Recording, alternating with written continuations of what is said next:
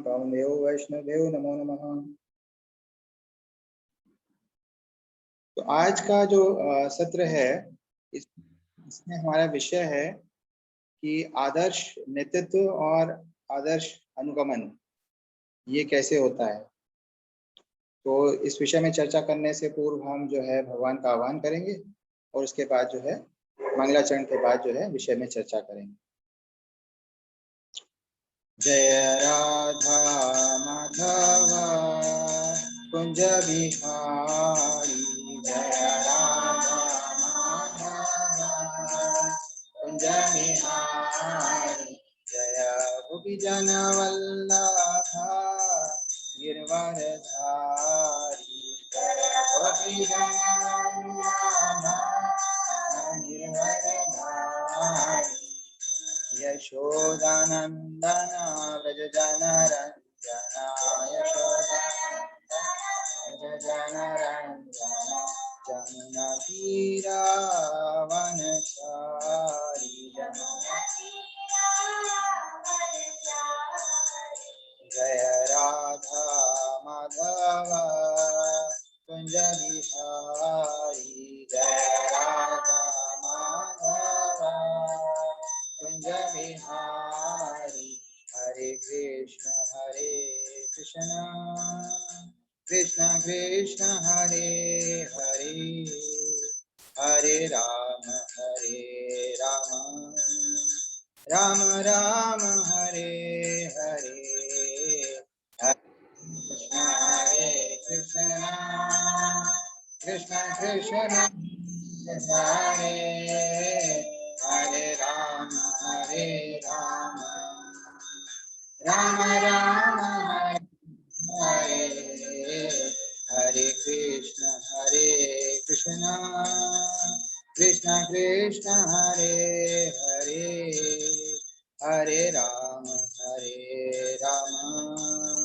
राम राम हरे हरे, हरे कृष्ण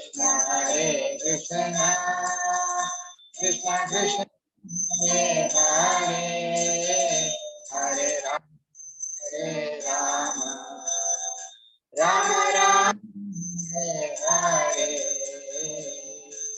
हरे कृष्णा कृष्ण कृष्ण हरे हरे, हरे राम राम राम हरे हरे, हरे कृष्णा कृष्ण कृष्ण हरे हरे, हरे राम राम राम हरे हरे, जय जय प्रभुपाद जय जय प्रभुपाद, जय जय प्रभुपाद जय जय, जय जय गुरुदेव जय जय गुरुदेव, जय गुरुदेव जय जय गुरुदेव, निताय गौर हरि बोल हरि बोल हरि बोल हरि बोल, निताय गौर हरि बोल हरि बोल हरि बोल हरि बोल, हरि हरि बोल। जय श्री प्रभुपाद की जय, गुरुदेव की जय, निताय की जय।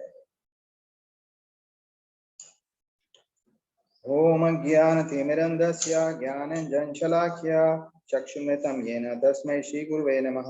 श्रीचैतन्यमनोभीष्टं स्थापितं येन भूतले स्वयं रूपा कदा मह्यं ददाति सपदान्तिकं, वन्देऽहं श्रीगुरु श्रीयुतपदकं श्रीगुरुं वैष्णवस्य च श्रीरूपं साग्रजातं सहगणरघुतं वितं तं सजीवं साद्वैतं साधुतं परिजनसहितं कृष्ण चैतन्यदेवं श्रीराधाकृष्णपादान् सहगणरघुविशाखावितां च, हे कृष्ण करुण सिंधु दीनबंधु जगतपते गोपेशा गोपिका कांता राधा कांता नमस्तुते, तप्त कांचन गौरंगी राधे वृंदावनेश्वरी वृषभानुसुत देवी प्रणमामि हरिप्रिये, वाञ्छाकल्पतरुभ्यश्च कृपा सिन्धुभ्यः पतितानां पावनेभ्यो वैष्णवेभ्यो नमो नमः। जय श्री कृष्ण चैतन्य प्रभु नित्यानंद श्री सती गौर भक्त वृंद, हरे कृष्ण कृष्ण कृष्ण हरे हरे, हरे राम राम राम हरे हरे, हरे कृष्ण कृष्ण कृष्ण हरे हरे, हरे राम राम राम हरे हरे, हरे कृष्ण कृष्ण कृष्ण हरे हरे, हरे राम राम राम हरे हरे। जय श्री प्रभुपाद की जय, गुरुदेव कृपानिताय की जय।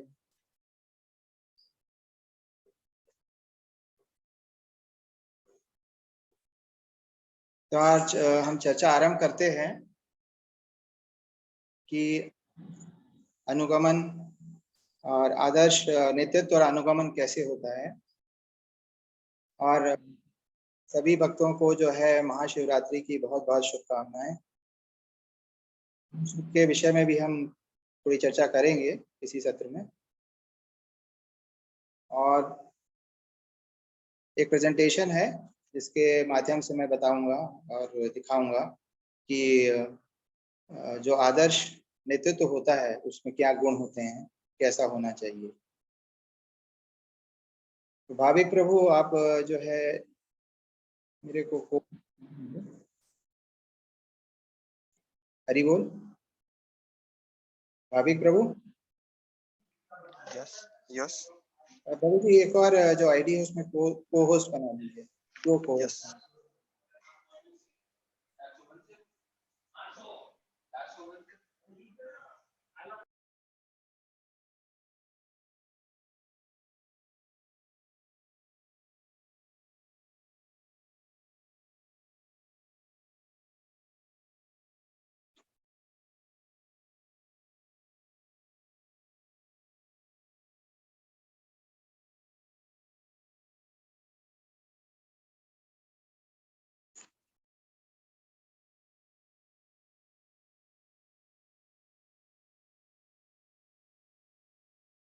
तो आदर्श नेतृत्व के संबंध में यानी आइडियल लीडरशिप कैसी होनी चाहिए, इसके संबंध में आज हम थोड़ी सी चर्चा करेंगे और समझेंगे कि ये जो कृष्ण भावनामृत है ये कैसे सहायता कर सकता है हमें समझने में कि कैसे नेतृत्व होना चाहिए और कैसे ही अनुगमन होना चाहिए, यानी अनुयायी कैसे होना चाहिए। तो सभी भक्त ऐसे सोचेंगे कि हम तो, कई सारे भक्त ऐसे भी होंगे जो नेतृत्व की, उनको लगता होगा कि वो कोई भी किसी भी तरह का नेतृत्व नहीं कर रहे हैं, लेकिन ये बात सत्य नहीं है। सत्य ये है कि कृष्ण भावनामृत संघ का हर एक भक्त जो है समाज का नेता है, क्योंकि उसने चैतन्य महाप्रभु की परंपरा में भगवत नाम का प्रचार करके परोपकार करने का बीड़ा उठाया है। तो इस प्रकार से हर भक्त जो है वह उसने जो है ये बीड़ा उठाया है कि समाज के अंदर वह दूसरों लोगों को भगवत नाम का प्रचार करेगा, भगवत नाम देगा और इस प्रकार जो है उनकी दुख और पीड़ा जो है उसको कम करेगा। तो इसलिए हर व्यक्ति जो है वो नेतृत्व की उसकी जो स्थिति है वो एक नेता की स्थिति है।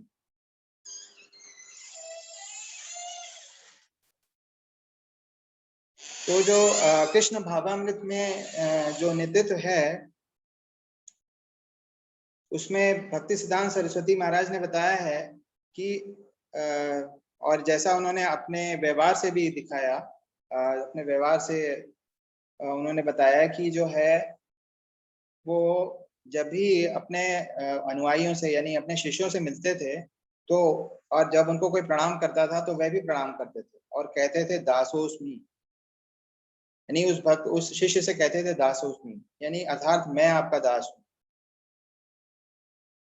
तो ये स्थिति है, ये नेतृत्व जो है, ये जो आदर्श नेतृत्व है उसका एक बहुत बड़ा गुण है कि यहाँ नेता जो है अपने आप को वो जो उसको अनुयायी है उसका अपना उसको उसकी सहायता करने के लिए या उसका दासत्व की जो स्थिति है उसको स्वीकार करता है।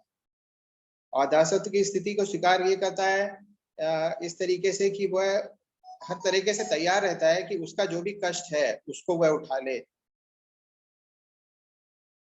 और नेतृत्व करने वाला जो है वही जीवन निर्वाह करता है जिस आदर्श का वह प्रतिपादन करता है। तो भागवत व्यक्ति पुस्तक और भागवत का मूर्त स्वरूप होता है। तो जो भागवत पुस्तक और भागवत व्यक्ति में, भागवत में, महाभागवत में कोई अंतर नहीं होता है।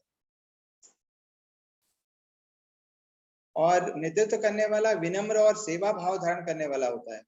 तो ये जो कुछ चित्र है इसमें हम देख रहे हैं कि महाराज जो है वो भक्तों के लिए भोग, भगवान के लिए भोग बना रहे हैं और फिर ये प्रसाद वितरण कर रहे हैं। और ये हम देख रहे हैं कि प्रभुपाद जी भी जो है वह भी जो है वो भोग बना रहे हैं। और स्वयं भगवान ही इसका परम उदाहरण है। भगवान भी स्वयं है, क्योंकि उन्होंने जो है अर्जुन का सारथी बनना स्वीकार किया। तो सारथी बनना, सारथी जो है वह ऐसा पद है जो नीचे का पद है, और वह, और अर्जुन जो थे वो रथी थे और ये सारथी थे।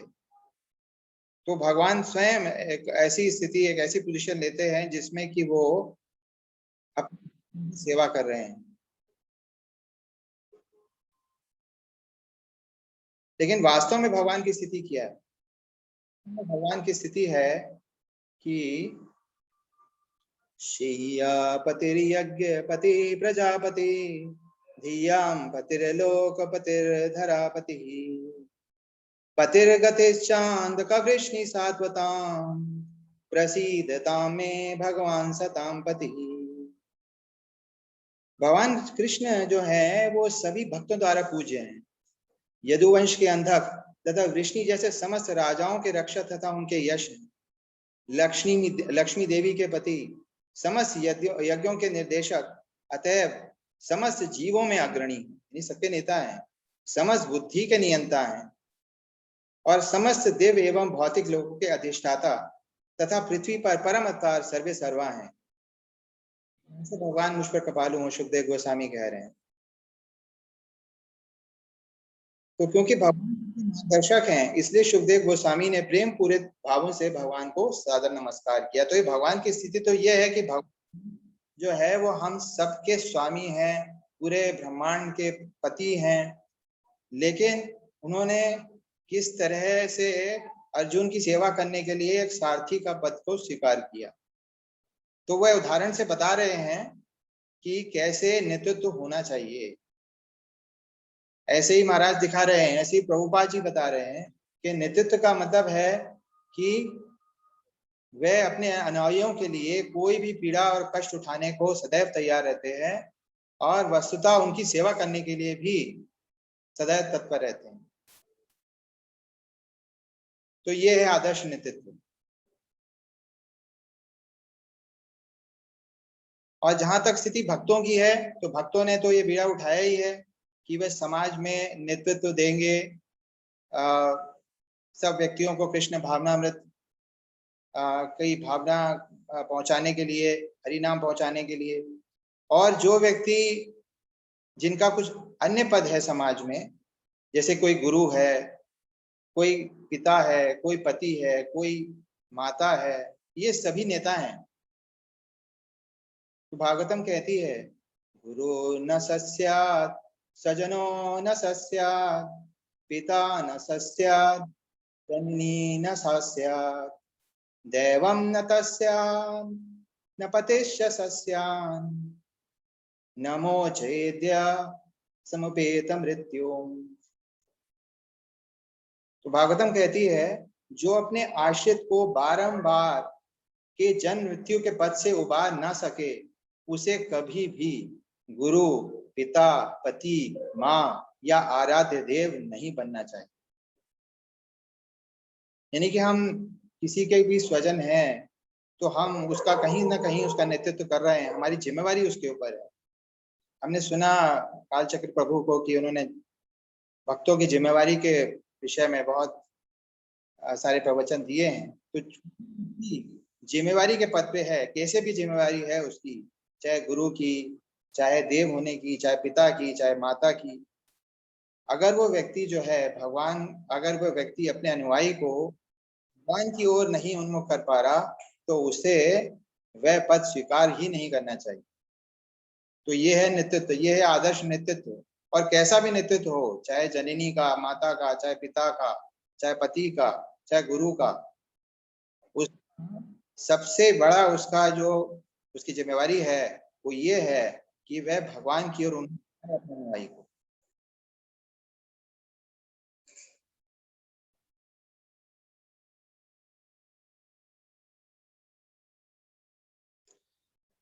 अब वस्तुतः स्थिति क्या है, आज के समाज में स्थिति क्या है? प्रभुपाद जी बताते हैं आज की स्थिति ऐसी नहीं है।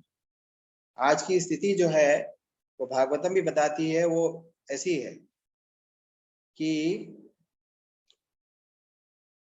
जो लोग भौतिक जीवन के भोग की भावना द्वारा दृढ़ता से बंधे हैं और जिन्होंने अपने ही समान बाह्य इंद्रिय विषयों से आसक्त अंधे व्यक्ति को अपना नेता या गुरु स्वीकार, वे नहीं समझ सकते कि जीवन का लक्ष्य भगवत धाम को वापस जाना तथा भगवान की सेवा में लगे रहना है। जिस प्रकार अंधे व्यक्ति द्वारा ले जाया गया दूसरा अंधा व्यक्ति सही मार्ग भूल सकता है और गड्ढे में गिर सकता है, उसी प्रकार भौतिकता में आसक्त व्यक्ति अपने ही जैसे किसी दूसरे व्यक्ति द्वारा मार्ग दिखाए जाने पर सकाम कर्म की रस्सियों द्वारा बंधे रहते हैं, जो अत्यंत मजबूत धागों से बनी होती है। और ऐसे लोग तीनों प्रकार के कष्ट सहन करते हुए पुनः पुनः भौतिक जीवन प्राप्त करते हैं। प्रभुपाद जी अपने लेक्चर में बोलते हैं, one blind man leading another blind man. तो आज का समाज ये है कि जो नेता हैं वो भी अंधे हैं। अंधे क्यों हैं? क्यों? उन्हें जीवन का उद्देश्य नहीं मालूम। जिसे जीवन का उद्देश्य ही नहीं मालूम है वह दूसरे का नेतृत्व तो कैसे करेगा? और क्यों नहीं मालूम है? क्योंकि उन्होंने भाई इंद्रिय विषयों में आसक्त हैं वो, और क्योंकि वो भाई इंद्रिय विषयों में आसक्त हैं इसलिए वो जीवन के परम लक्ष्य को नहीं समझते। तो ये स्थिति है आज की। लेकिन स्थिति होनी क्या चाहिए? स्थिति ये होनी चाहिए कि जो भी उसका ये कार्य है कि वह अपने अनुयायी को भक्ति में लगाए।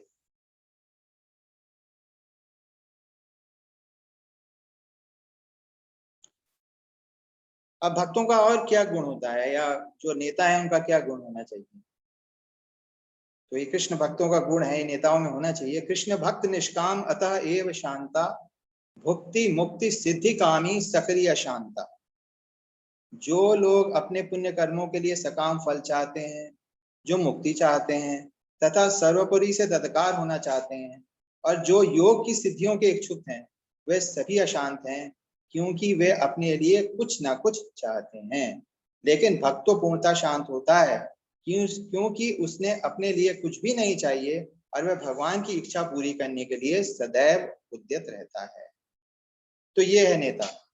नेता तो वो है जो व्यक्तियों को उनके जीवन का परम लक्ष्य जो है उस तक पहुंचाए। तो मनुष्य जीवन जो है ये बड़ा ही अनमोल है, और जो नेतृत्व कर रहा है उसका ये कर्तव्य है कि ना सिर्फ वह खुद से जाने बल्कि अपने अनुयायियों को भी ये जताए कि उस इस जीवन का कैसे सही उपयोग किया जाए।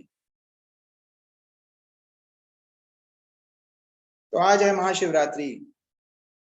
तो समझते हैं शिव जी ने कैसे अपने उदाहरण से बताया। तो शिव जी ने जो है जब समुद्र मंथन हुआ तो सभी देवी देवताओं को कुछ ना कुछ प्राप्त हुआ। विष्णु जी ने जो है कुर्मा का अवतार लिया, मोहिनी मूर्ति लिया समुद्र मंथन के समय। और जब ये समुद्र मंथन हो रहा था तो बहुत सारा विष निकला समुद्र में से। देवताओं ने जो है वो शिव जी से प्रार्थना करी कि आप जो है इस हलाल विष को जो पीजिए, क्योंकि ये पूरे ब्रह्मांड में फैल के पूरे ब्रह्मांड को विषाक्त कर देगा। तो जीवन जीने योगी नहीं रहेगा, ना देवता ना ही राक्षस। तो कहा जाता है कि सामान्य लोगों के कष्टों के कारण महापुरुष सदैव स्वेच्छा से कष्ट भोगना स्वीकार करते हैं। तो शिव जी को तो इसमें कुछ प्राप्त नहीं हुआ। क्या प्राप्त हुआ? केवल यही कि उन्होंने सारा विष पी लिया। तो प्रत्येक व्यक्ति के हृदय में स्थित भगवान को पूजने की यही सर्वोच्च विधि मानी जाती है कि वह दूसरों का कष्ट अपने ऊपर ले लेता है। और भगवान क्या कहलाए? शिव जी क्या कहलाए? शिव जी कहलाए नीलकंठ। क्योंकि ये जो विष था इनके शरीर में नहीं गया, इनके कंठ में इन्होंने रोक लिया। तो इनका कंठ जो है, हलाल ने अपना कुछ परिणाम दिखाया, वो ये था कि इनका कंठ नीला हो गया। तो नीलकंठ के रूप में प्रसिद्ध हुए भगवान शिव।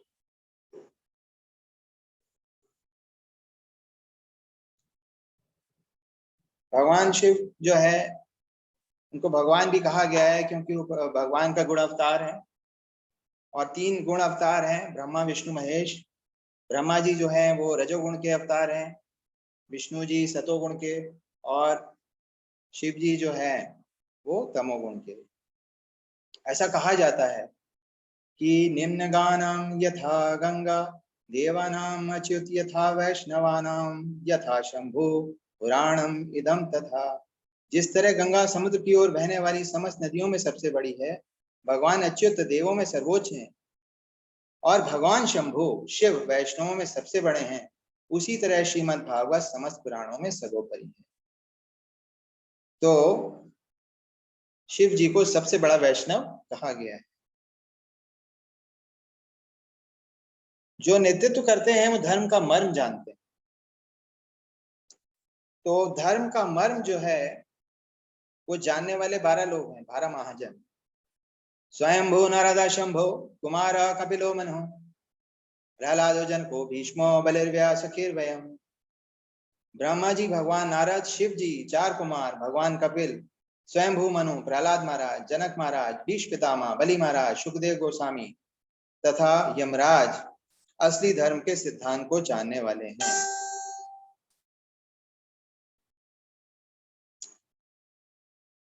हे सेवकों, यमराज कहते हैं अपने यमदूतों से, यह अलौकिक धार्मिक सिद्धांत जो भागवत धर्म या परम भगवान की शरणागति तथा भगवत प्रेम कहलाता है, प्रकृति के 3 गुणों से अकलुषित है। यह अत्यंत गोपनीय है और सामान्य मनुष्य के लिए दुर्बोध है, किंतु संयोगवश यदि कोई भाग्यवान इसे समझ लेता है तो वह तुरंत मुक्त हो जाता है और इस तरह भगवत धाम लौट जाता है। तो शिव जी और जितने भी नेतृत्व करने वाले महाजन हैं वो धर्म के मर्म को जानते हैं, और क्योंकि वह धर्म के मर्म को जानते हैं इसलिए ही वह आदर्श नेतृत्व प्रदान कर सकते हैं।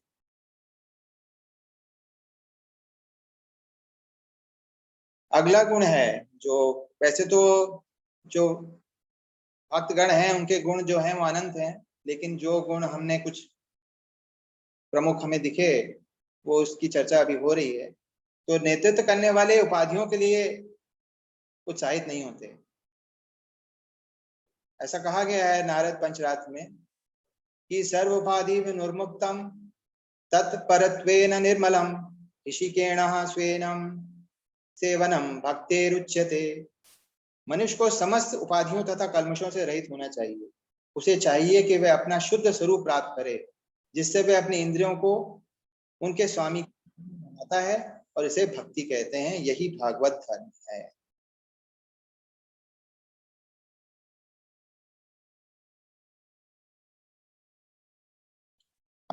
एक और कथा है कि शिव जी ने कैसे और उदाहरण प्रस्तुत किए हैं।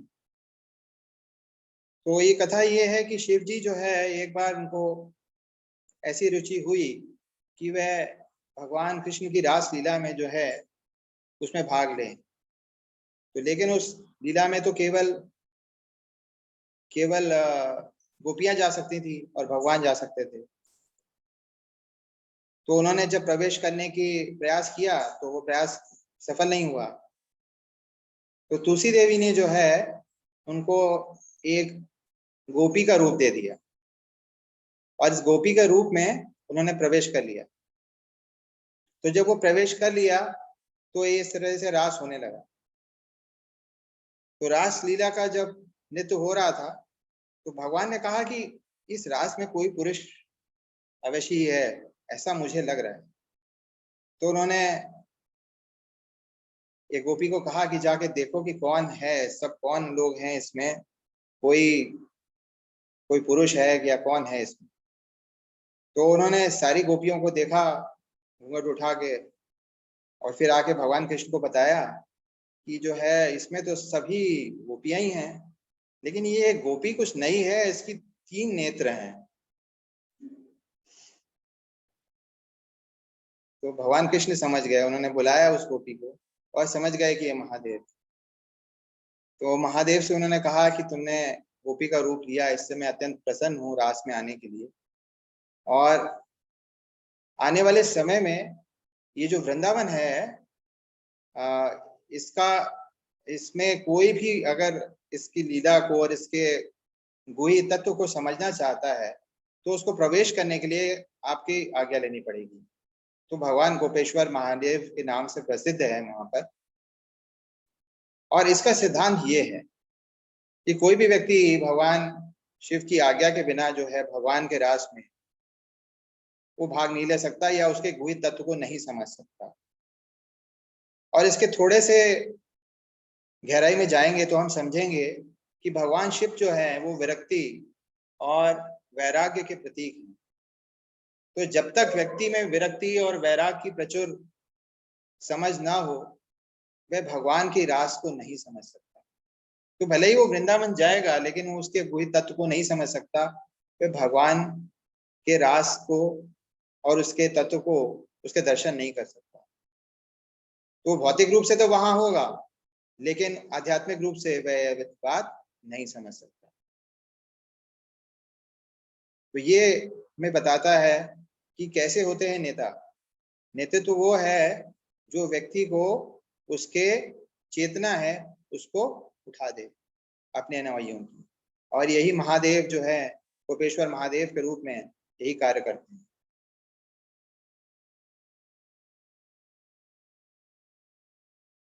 शिव जी ने प्रार्थना की है, धर्म का मर्म जानते हैं, उन्होंने भगवान के लिए क्या प्रार्थना करी है ये प्रचेताओं को उन्होंने सिखाया है। रुद्र गीतम के नाम से भी जाना जाता है। नमस्ताशीषमशीष मनवे कारणात्मने नमो धर्माय बृहते कृष्णाय कुंठमेधसे पुरुषाय पुराणाय सांख्य योग ईश्वराय च। हे भगवान, आप आशीर्वादों के समस्त प्रदायकों में सर्वश्रेष्ठ, सबसे प्राचीन तथा समस्त भोक्ताओं में परम भोक्ता हैं। आप समस्त सांख्य योग दर्शन के अधिष्ठाता हैं।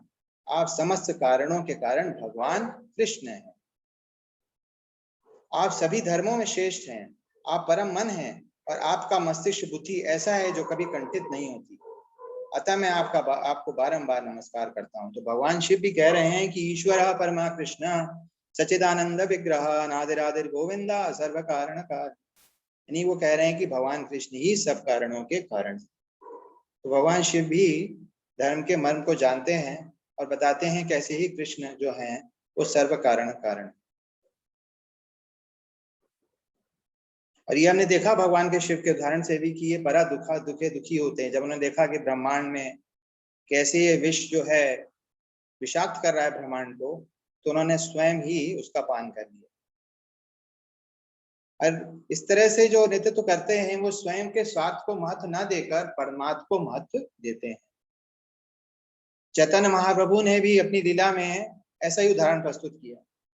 चैतन्य महाप्रभु बड़ी कम आयु में उन्होंने संन्यास ले लिया, संन्यास की दीक्षा, क्योंकि वह चाहते थे कि जो जितने भी जन हैं वो जनता है वो ये समझ पाए कि कैसे भगवत भक्ति जो है वह बहुत ही आवश्यक है और इसके लिए सब कोई उनको गंभीरता से ले, इसलिए उन्होंने जो है संन्यास ले लिया। लेकिन नित्यानंद प्रभु जो कि संन्यास लेने का विचार कर रहे थे, उन्होंने उनसे कहा कि वह जो है संन्यास त्याग दें और वह गृह जीवन ले लें। दोनों ही ने त्याग किया। एक जो चैतन्य महाप्रभु गृहस्थ थे और गृह से सन्यासी बन गए ताकि जन कल्याण हो सके और लोग उन्हें गंभीरता से लें, इसलिए वह अपना संदेश जो है हरि नाम का वो दे सकें। और साथ में वह चाहते थे कि कोई गृहस्थ जो है वह भी गृहस्थों को ये बताए और ये हरि नाम का प्रचार करे। और इसके लिए उन्होंने नित्यानंद प्रभु से प्रार्थना करी कि वह अपना संन्यास का विचार त्याग दें, हालांकि उनकी आयु ज्यादा थी, और कहा कि वह गृहस्थ बन जाए। तो ये परमार्थ के लिए ये जो नेतृत्व करने वाले हैं वे कोई भी कार्य ऐसा करते हैं जो उनको जो उनके हित में नहीं होता, लेकिन वो स्वार्थ को त्याग देते हैं। और षट गोस्वामियों ने भी इसका दिया है। तो षट गोस्वामी अष्टकम में लिखा गया है कि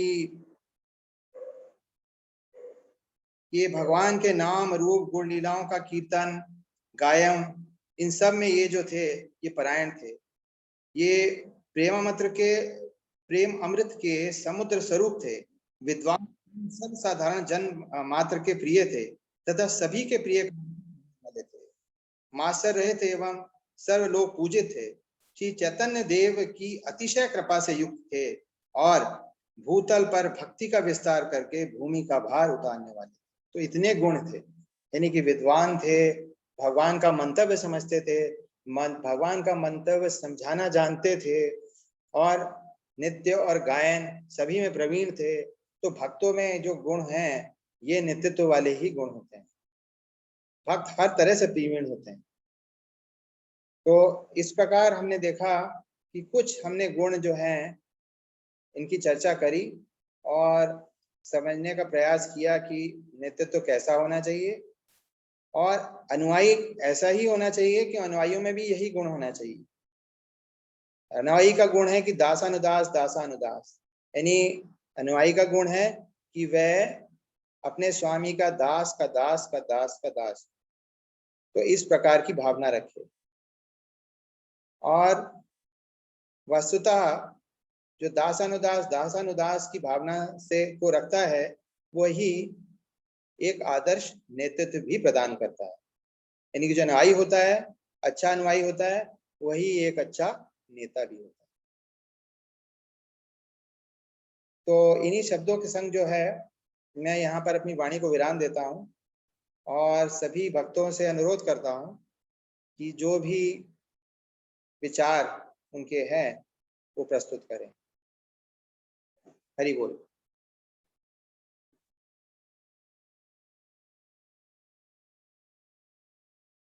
हरे कृष्णा।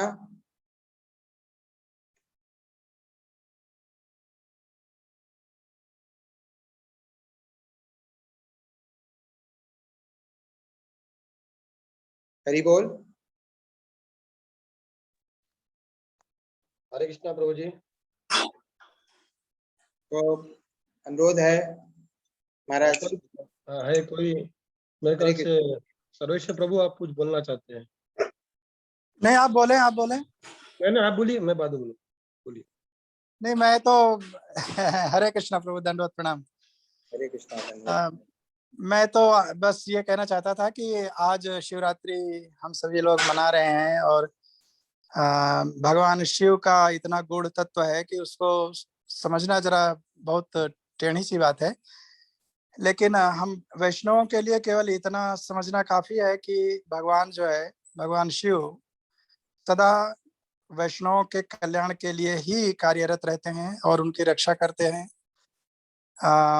श्री नारद पांचरात्र में भगवान ने माता पार्वती से स्वयं कहा है कि उनके जो हाथ में त्रिशूल रहता है उस त्रिशूल को धारण करने का कारण क्या है। तो वो बताते हैं कि मम प्राणा वैष्णवा ही तेसाम रक्षार्थ में वही शूलम मया धार्यते नान्यथा मेत्र कारणम। भगवान कह रहे हैं कि मैं मम प्राणा वैष्णवाई, वैष्णव जो है वो मेरे प्राण हैं, तेसाम रक्षार्थ में वही, और मैं उनकी रक्षा करने के लिए ही ये त्रिशूल धारण करता हूं और कोई दूसरा कारण नहीं है। तो इसलिए भगवान शिव की शरण में जाकर के हम अपने भक्ति की रक्षा कर सकते हैं, क्योंकि वो भक्तों के रक्षक हैं और भगवान की भक्ति के मार्ग में जो भी विघ्न आने वाले हैं उनको वो दूर करने वाले हैं।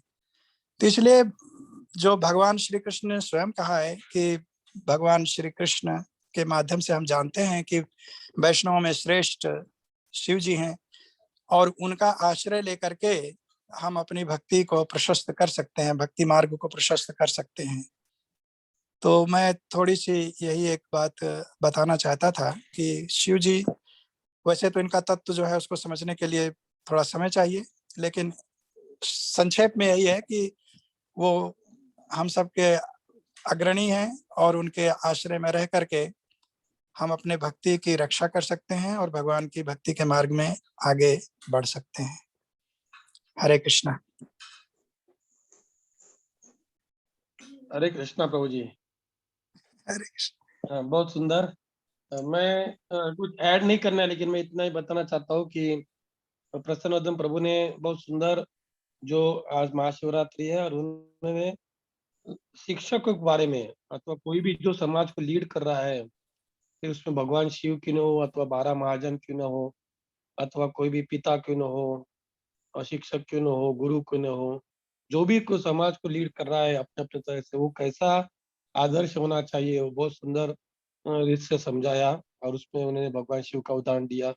दूसरे के लिए त्याग देना, ये सबसे बड़ा लीडर का गुण है। उन्होंने चैतन्य महाप्रभु, नित्यानंद प्रभु के बारे में बताया कि भाई नित्यानंद प्रभु उनसे बड़े थे 12 साल से, फिर भी उनको संन्यास लेने दिया नहीं, क्योंकि गृहस्थी लोगों के लिए प्रैक्टिकल गाइडेंस देना जरूरी है। गृहस्थी दूसरे गृहस्थी का तुरंत सुन सकते, समझ सकते हुए गृहस्थी होकर भक्ति कर रहे हैं, और खुद को दूसरे को उदाहरण देने के लिए उन्होंने खुद देख लिया। तो ये दोनों जगह पे वो त्याग है। देखिए बहुत सुंदर ये पॉइंट, मेरे को बहुत बहुत अच्छा लगा प्रभु ने एक्सप्लेन बहुत किया। बहुत सुंदर था ये, बहुत सुंदर ढंग से उसको समझाया प्रभु ने। यस, बहुत सुंदर। तो प्रसन्न प्रभु बहुत सुंदर। और मेरे ख्याल से और किसका कुछ प्रश्न है? भाविक नहीं है प्रश्न। प्रसन्न प्रभु और कुछ आप ऐड करना चाहते हैं? हाँ, ये थोड़ा भगवान शिव के जो तत्व है इसके संबंध हम्म, में जो है ब्रह्म संहिता में कुछ लिखा है। तो वो लोग जो है वैष्णव लोग जो है ब्रह्म संहिता जो है इसका पाठ करते हैं समय समय पर। क्षीरं यथा तदि विकार विशेष योगात् संजायते नहि तथा पृथगस्ति हेतु या शंभुताम अपि सथा संभुपैति कार्यात् गोविंदमादि पुरुषं तमहं भजामि। तो ऐसा कहा गया है कि भगवान शिव जो हैं वो दही हैं और भगवान कृष्ण जो हैं वे दुग्ध है। तो दोनों हैं तो एक, लेकिन ये जो है उनमें भेद भी है और वो इनमें एकता भी है। तो इस प्रकार से जो है हम भक्तगण जो है ऐसा समझें कि इनका तत्व क्या है। तो दूध और दही जो है दोनों एक जैसे ही हैं, लेकिन दोनों का थोड़ा थोड़ा परिणाम अलग होता है दोनों को ग्रहण करने का। और दूध से जो है वो प्रभुपाद जी बताते हैं कि विभिन्न प्रकार से दुग्ध को जो है उसमें बदलाव लाया जा सकता है, उसको मक्खन बनाया जा सकता है, घी बनाया जा सकता है। दही का कुछ और प्रभाव होता है उसको ग्रहण करने का। और लेकिन दोनों का तत्व जो है एक ही है। तो भगवान के गुणावतारी हैं जो कि जिनका जन्म इसलिए जिनका जो इसलिए इनका अस्तित्व है क्योंकि शाश्वत तत्व हैं। तो जन्म तो नहीं होता क्योंकि शाश्वत तत्व हैं भगवान शिव भी भगवान कृष्ण की तरह। लेकिन ये गुणावतार है भगवान के, और जो भी व्यक्ति तमोगुण में है उनको उनका नेतृत्व करने के लिए, जिनको सारा ब्रह्मांड जो है तिरस्कार कर देता है, जिसका जैसे भूत है, भूत प्रेत है, जिसका उनको कोई जिनका कोई नहीं, उनके भगवान शिव है। लेकिन ये भक्तों को अगर, तो ये भक्त जो तमोगुण में हैं तो वो तो भगवान शिव को की आराधना करके उनका जो है शरण ले लेते हैं। लेकिन भगवान शिव जो है, अगर कोई व्यक्ति कृष्ण जी को प्राप्त करना चाहता है, जैसे प्रचेताओं का जो है वो उदाहरण है, और शुद्ध सत्य को प्राप्त करना चाहता है, तो भगवान शिव सक्षम है जो है शुद्ध सत्य तक ले जाने के लिए, यानी भगवान कृष्ण की चरण दिलाने के लिए सक्षम है। तो ये प्रचेताओं का उदाहरण जो है भागवत में दिया हुआ है कि भगवान शिव ने कैसे उनको जो है बताया, उनको गाइड किया कि आप जो है कैसे तपस्या करिए और भगवान को प्राप्त करिए। तो वो जो एक श्लोक मैंने बताया था वो रुद्र गीतम जो है भगवान का ही है। रुद्र संप्रदाय जो है एक संप्रदाय है, वैष्णव संप्रदाय है, जिसमें जो है वो भगवान शिव जो है उनके द्वारा आरंभ किया गया ये वैष्णव संप्रदाय।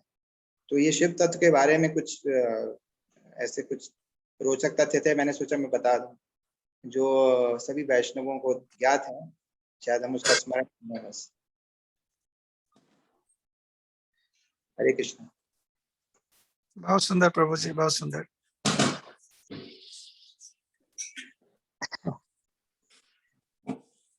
आप सबको पता होगा कि गर्गाचार्य जी जो है वो भगवान शिव के ही शिष्य हैं और उनको गोपाल मंत्र भगवान शिव से ही प्राप्त हुआ है, जो जाकर के ये दुकुल के पुरोहित हुए हैं और भगवान का नामकरण किए हैं। तो भगवान शिव का तत्व जो है बहुत उत्तम तत्व है, उसको समझना जरा वैष्णव बुद्धि से समझना पड़ेगा, तब समझ में आएगा। बिल्कुल और हम सब के लिए इतना ही बहुत है कि उनके आश्रय में रह करके हम भगवान की भक्ति करें और भगवान श्री कृष्ण प्रसन्न हो, यही उत्तम है। बिल्कुल। बहुत सुंदर। ओके प्रसन्न प्रभु, तो I think there is no any inquiry और एनी कोट। तो Bhavik, Hare Krishna, are you there? Bhavik maybe, Bhavik, Yes. you can close now. Okay. So now we are closing this meeting. Hare Krishna.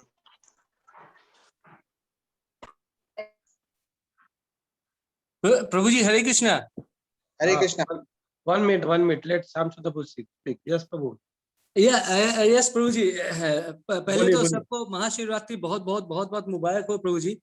आपको और जैसे कि अभी सर्वेश्वर प्रभु जी और प्रसन्नवदन प्रभु जी और सभी लोग भगवान शिव के बारे, महिमा के बारे में चर्चा कर रहे थे, तो मैं एक लाइन ऐड करना चाहता हूँ, यदि अलाउ करेंगे तो प्रभु जी। जरूर जरूर जरूर। बिल्कुल। प्रभु जी, देखिए, हम लोग भगवत गीता में पढ़ते हैं या फिर श्रीमद् भागवत में पढ़ते हैं कि जो भी हम as a human being, as a soul, जो भी हमारी शक्ति है, उस शक्ति का उपयोग जो है वो किसके लिए करना है? भगवान की प्रसन्नता या भगवान की संतुष्टि के लिए करना है। और यही एक वैष्णव का सबसे बड़ा डेफिनेशन है। और शिव जी ने, भगवान शिव ने इस डेफिनेशन को कैसे रियलाइज किया, ये जैसे अभी प्रभु जी ने एग्जांपल लिया था कि भगवान शिव ने हलाहल विष को पी लिया। अभी विष को पीने के बाद में एज ए नेचुरल प्रोसेस वो तो पेट में जाना चाहिए, उसको कोई रोक नहीं सकता है। लेकिन भगवान शिव की योगिक मिस्टिक पावर की वजह से शिव जी ने उस जहर को अपने कंठ में ही रोक लिया।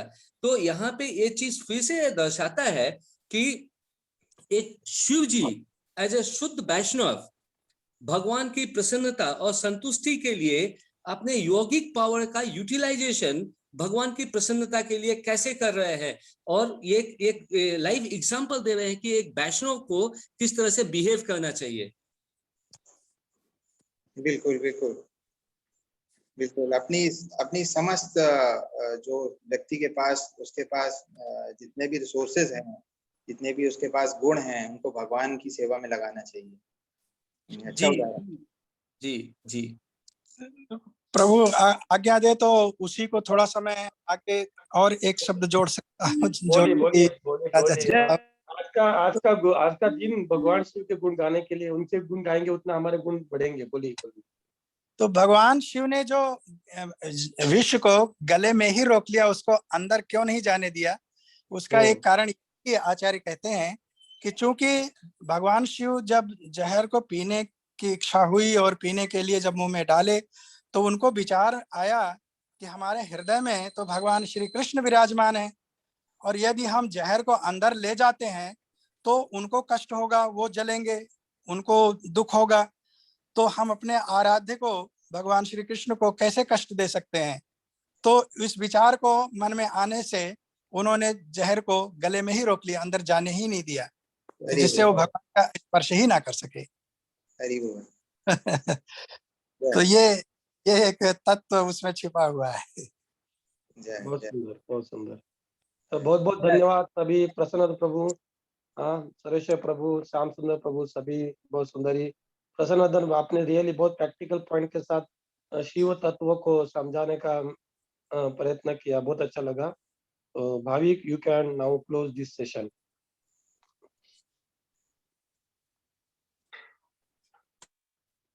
Bhavik in between. Bhavik, are you there again? Maybe it's because we have okay now। तो मैं मंदिर की तरफ से, इस्कॉन राजकोट मंदिर की तरफ से प्रसन्न प्रभु का बहुत बहुत धन्यवाद देता हूँ। बहुत सुंदर आज का दिन था, पवित्र दिन था, और इस पवित्र दिन के महाशिवरात्रि के शुभ अवसर पर उन्होंने भक्ति और शक्ति दोनों का कॉम्बिनेशन करके हमको जो ज्ञान गंगा हमारे सामने प्रस्तुत की, उसके लिए बहुत बहुत धन्यवाद। और इसी तरह हम सभी वक्ताओं की सेवा लेते रहेंगे। और श्रोताओं को भी धन्यवाद कि इतना बिजी शेड्यूल है इधर राजकोट में, फिर भी बहुत सारे मैं देख रहा हूँ भक्त ज्वाइंट हो गए इस सेशन में। तो बहुत बहुत धन्यवाद। और यहाँ पे हम लोग आज का सेशन कंप्लीट करते हैं। बहुत बहुत धन्यवाद प्रसन्न प्रभु, बहुत धन्यवाद। हरे कृष्ण। हरे कृष्ण हरे हरे, हरे राम राम राम। राम राम।